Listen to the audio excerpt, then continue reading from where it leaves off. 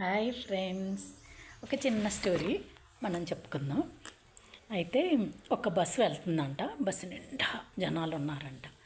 ఆ బస్సులో పెద్ద వయసు వాళ్ళు, మధ్యస్థులు ఉన్నారంట. అయితే కొంత దూరం అడవి మధ్యలోంచి వెళ్తుందంట. చిన్న చిన్న కర్వ్స్ తీసుకుంటూ ఇలాగా వెళ్తూ ఉందంట. కొంత దూరం వెళ్ళాక మెరుపు ఉరిమిందంట. ఉరుము బస్సు దగ్గరలో కాకుండా కొద్ది డిస్టెన్స్లో ఉరిమిందంట. వర్షం పడుతూ అంత చెట్ల దగ్గర ఉరుములు పడుతున్నాయంట.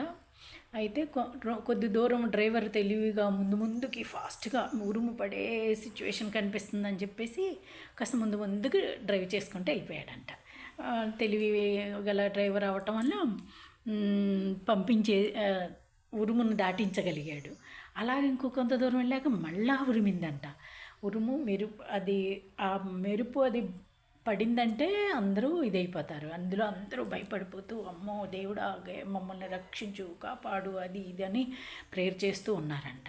ఒక పెద్ద అతను లేచి మనలో ఎవరో దురదృష్టవంతుడు ఉన్నాడు, అతని వల్ల మనందరి ప్రాణాలు పోయేటట్టున్నాయి, అందువలన అతను ఎవరో కనిపెట్టాలి అని బస్ ఆపించేసి ఒక చోట అందరూ ఒక్కొక్కరుగా దిగి ఒక చెట్టుని అంటుకొని రావాలి.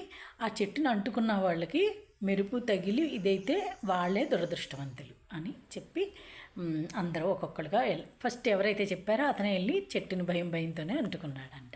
అలాగే బస్సు మొత్తం అందరూ అంటుకొని వచ్చి మళ్ళీ బస్సులో కూర్చుంటున్నారంట. లాస్ట్లో ఒక్కడుండిపోయాడంట. అతను ఉంటే ఇక అతనే అయ్యి ఉంటాడు, మనందరం అంటుకున్నా ఏం కాలేదు, కానీ అతనే అయ్యి ఉంటాడు అని అందరూ అనుకుంటున్నారంట. కానీ అతను వెళ్ళి చెట్టును అంటుకొని కాసేపు చెట్టు దగ్గరే ప్రేయర్ చేస్తూ నా తప్పు ఉంటే క్షమించండి, ఎవరిని ఇబ్బంది పెట్టద్దు, నా వలన ఎవరికి అపకారం జరగొద్దు అని ప్రేయర్ చేసుకుంటున్నాడంట. ఈ లోపల మెరుపు పడి బస్సు మీదే మెరుపు పడిందంట. అప్పుడు కొంతమంది నడుస్తూ కొంతమంది బయట ఉన్నారంట. కొంతమంది చెట్టు దగ్గర అతను ఉన్నాడు.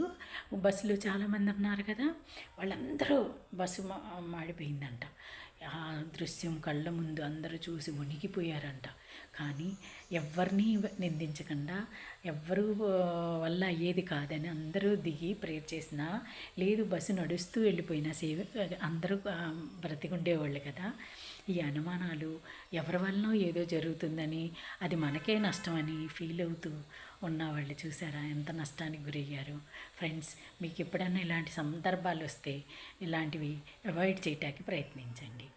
భగవంతుడు ఎప్పుడు ముందే ఫిక్స్ అయ్యి ఉంటుంది, ప్రాణమో పోవటమో ఉండటం అనేది శివుడు ఆజ్ఞ లేనిదే చీమైనా కుట్టదంటారు కదా.